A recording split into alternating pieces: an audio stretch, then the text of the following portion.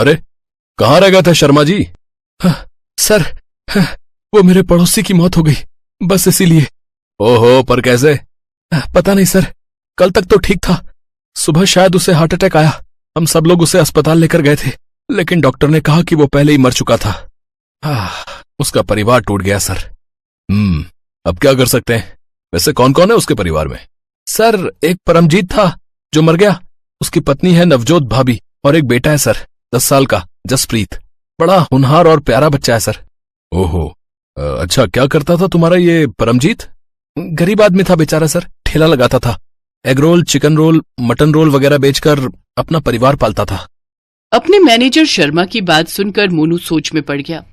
मोनू सूद बॉलीवुड का एक मशहूर एक्टर था, साथ ही वो बहुत दयालु और मददगार था।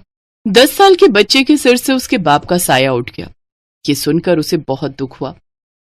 सर, आज आपकी दिलजीत सर के साथ मीटिंग है। कैंसिल कर दो शर्मा जी, मैं नहीं करूंगा उस बेकार आदमी की फिल्म। क्यों, क्या हो गया सर?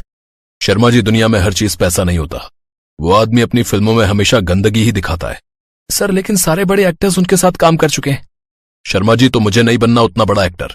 वो सब छोड़ो, आप ये बताओ कि अब उस बच्चे जसप्रीत का क्या होगा? अब स्कूल जाता है वो? अरे सर, हमेशा अपनी क्लास में फर्स्ट आता है वो। अब क्या होना है, उसकी माँ ही चलाएगी ठेला। ये बात कहकर शर्मा जी अपना काम करने चले गए और मोनू बहुत देर तक उस बच्चे के बारे में ही सोचता रहा। और फिर एक दिन। शर्मा जी। जी सर। बहुत दिन हो गए स्ट्रीट फूड नहीं खाया, आज बहुत मन कर रहा है। तो आप बताइए ना सर, क्या खाना है, मैं लेकर आऊंगा। नहीं, मैं चलूंगा आपके साथ। अरे सर, लोग आपको खाने देंगे तब ना। आपके साथ सेल्फी खिंचाने के लिए 1 मिनट के अंदर भीड़ लग जाती है, तो फिर। शर्मा जी, ये मेरी खुशनसीबी है कि लोग मुझसे इतना प्यार करते हैं। हम बाहर चल रहे हैं, आप बस ये बताइए कि क्या खिलाएंगे। अरे सर, आपको वो जसप्रीत याद है, मेरे पड़ोस का वही बच्चा सर, जिसके पापा की मौत हो गई थी? अच्छा, वो रोल वाला? हाँ सर, वही। पता है सर, अब वो बच्चा ही अपने पिता का ठेला संभाल रहा है। ये सुनते ही मोनू हैरान रह गया और फौरन शर्मा जी के साथ जसप्रीत के ठेले के पास पहुंच गया, जहां 10 साल का मासूम जसप्रीत अपने ठेले पर एग रोल बना रहा था। और फिर ये तो बेचारा बहुत छोटा है शर्मा जी। हाँ सर, बड़ी नाइंसाफी हुई है बेचारे के साथ। पहले बाप का साया उठ गया और फिर इसकी माँ भी इसे छोड़कर न जाने कहाँ चली गई। अरे पर क्यों? पता नहीं सर, लोग कहते हैं कि वो जसप्रीत की जिम्मेदारी नहीं उठाना चाहती थी तो चली गई। अब बेचारा करता भी तो क्या, पेट पालने के लिए बेचारा पढ़ाई छोड़कर ये काम कर रहा है। अब मुझे इस बच्चे से मिलना है शर्मा जी। आप एक काम करो सर, आप ये चश्मा पहन लो और ये रही आपकी नकली मूंछ। मोनू सूद एक बड़ी सेलिब्रिटी था, इसीलिए लोगों की नजर से बचने के लिए उसने अपना हुलिया बदल लिया और फिर जसप्रीत के पास गया। हेलो। Hello sir. आपका नाम क्या है बच्चे? सर, मेरा नाम जसप्रीत है। ये ठेला आप चलाते हो? हाँ सर जी। अच्छा, वैसे क्या क्या बना लेते हो आप? आप जो कहो सर, egg roll, chicken roll, mutton roll, chaap roll, paneer roll, जो आप बोलो सर।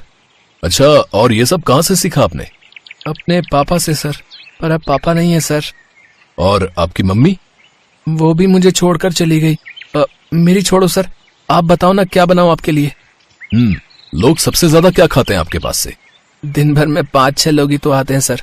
वो मैं छोटा हूं ना, तो उन्हें लगता है कि मैं अपने पापा के जैसे रोल नहीं बना पाऊंगा, पर ये सच नहीं है सर, मैं बहुत अच्छे रोल बनाता हूँ। आप एक बार खाकर देखिए, फिर बताइएगा। तो एक काम करो, तुम सारे रोल बना दो। सारे? हाँ सारे, मैं और मेरे दोस्त मिलकर खाएंगे। वाहेगुरु करे आप जैसे सर रोज मेरे पास आए, तब तो मैं अपने स्कूल की फीस भी भर लूंगा। ऐसा ही होगा, तुम चिंता मत करो। इतना कहते ही मोनू ने अपना चश्मा उतारा और अपने चेहरे पर से नकली मूछें हटा दी। लोगों ने जैसे ही मोनू सूद को पहचाना तो वहां चंद मिनटों में ही भारी भीड़ लग गई। मोनू वहीं कुर्सी पर बैठकर जसप्रीत का बनाया एग रोल खाने लगा। मोबाइल फोन्स के फ्लैश रुकने का नाम ही नहीं ले रहे थे। तभी एक रिपोर्टर ने आगे बढ़कर पूछा, मोनू सर, आप यहाँ क्या कर रहे हैं? भाई, ये जो जसप्रीत है ना, मेरा पक्का दोस्त है, बड़े मस्त एग रोल बनाता है, तो बस वही खाने आया था।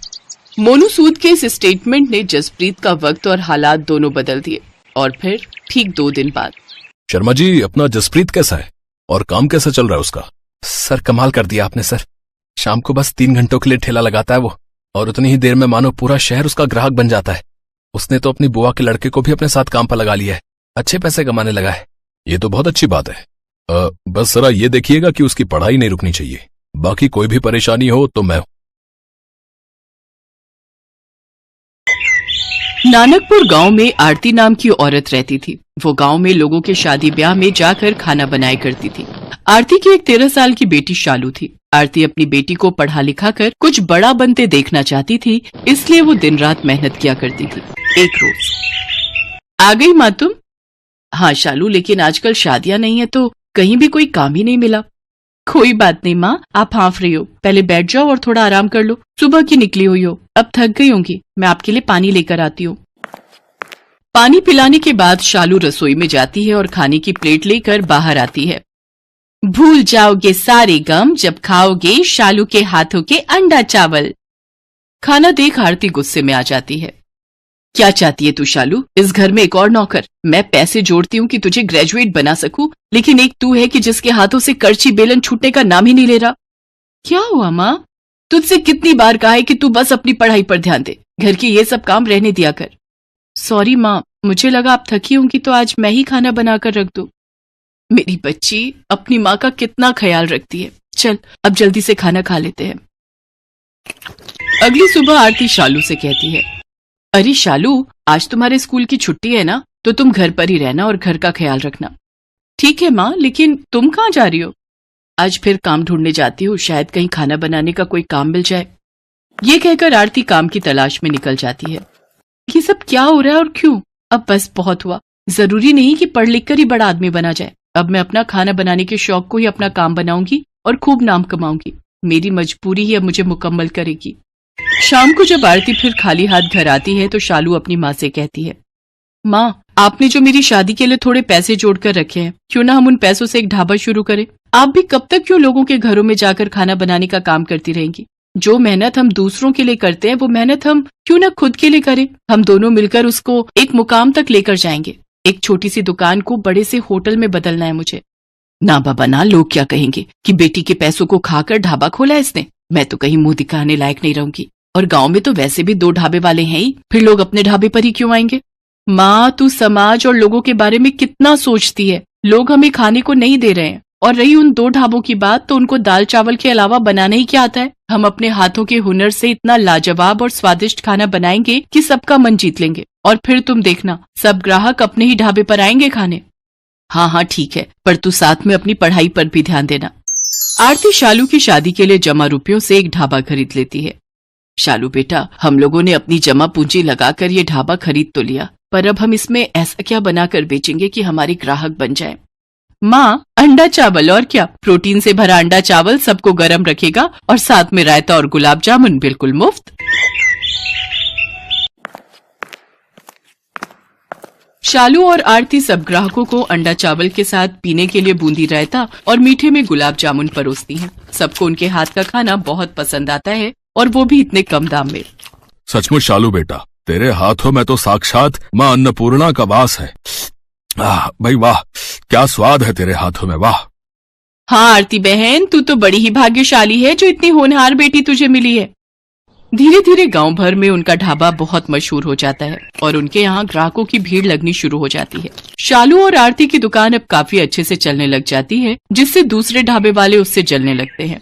उसकी सफलता देख बगल के ढाबे वाला मंगत राम कहता है, इन माँ बेटी ने मिलकर हमारे काम की वाट लगा रखी है। लगता है इन दोनों को मजा चखाना ही पड़ेगा। अगले दिन मंगत राम ने अपने 2 गुंडों जग्गू और कालू को शालू के ढाबे पर भेज दिया, जहां पहुंचकर वो दोनों शालू की माँ आरती से बदतमीजी करने लगते हैं और कहते हैं, अरे सुनो छमिया, अगर तूने जल्द से जल्द इस ढाबे को बंद नहीं किया ना तो इसका अंजाम बहुत बुरा होगा बे। ये सब क्या बेकार की हरकत है? मालिक का कहना है कि ये ढाबा तुम जल्द बंद कर दो, समझे? नहीं तो आगे का अंजाम तो तुम दोनों जानते ही हो। अपनी ये धमकी किसी और को जाकर देना, वरना एक ऐसा थप्पड़ पड़ेगा ना जग्गू। और कालू कौन है ये कोई पहचान भी नहीं पाएगा। रुको, अभी पुलिस को फोन लगाकर तुम दोनों की हेकड़ी निकालती हूँ। चल चल कालू, ये लड़की नहीं सचमुच में आफत की पुड़िया है।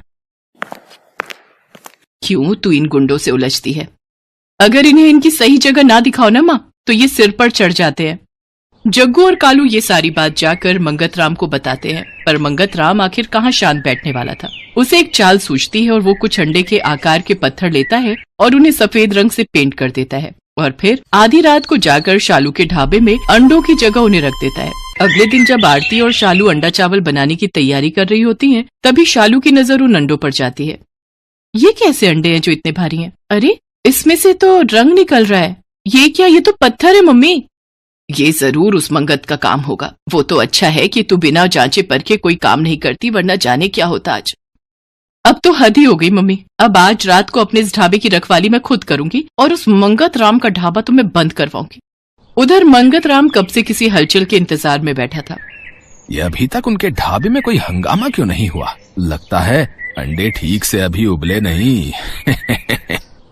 तभी मंगत राम शालू के ढाबे पर जाकर देखता है कि सभी लोग आराम से खाना खा रहे होते हैं। वो छुपते छुपाते ग्राहक से पूछता है, तुम्हें यहाँ का खाना कैसा लगा? क्या कुछ अजीब नहीं है क्या? अरे नहीं भाई, ये खाना तो बल्कि बहुत स्वादिष्ट है। आहा, अब ऐसा कैसे हो सकता है? लगता है तरकीब फेल हो गई। कोई नहीं, आज कोई नई तरकीब आजमाऊंगा। शाम को मंगत राम सफेद कंकड़ लेकर शालू के ढाबे में जाता है। आज तो ये सफेद कंकड़ चावल में मिला दूंगा, फिर देखता हूँ कैसे चलता है इन माँ बेटी का ढाबा। वहीं शालू और आरती छुपकर ये सब देख रही होती हैं। वो जैसे ही चावल में कंकड़ मिलाने लगता है तो शालू और आरती उसे रंगे हाथ पकड़ लेती है। साथ ही शालू इस सारी हरकत को अपने फोन में रिकॉर्ड कर लेती है और पुलिस को फोन कर उसे वहाँ बुला लेती है। मंगत चाचा, अगर कंपटीशन करना ही है तो सामने आकर करो। अगर इस तरह के काम करोगे तो फिर तो जेल की हवा खानी ही पड़ेगी। इसके बाद शालू और आरती अगले दिन से फिर से अपने काम धंधों में लग जाते हैं। कुछ दिनों बाद उनके गांव में एक फूड कंपटीशन होता है, जिसमें जीतने वाले को 5 लाख इनाम देने की घोषणा होती है। शालू भी उस प्रतियोगिता में हिस्सा लेती है और वो अपने अंडा चावल की रेसिपी वहाँ पर बनाती है।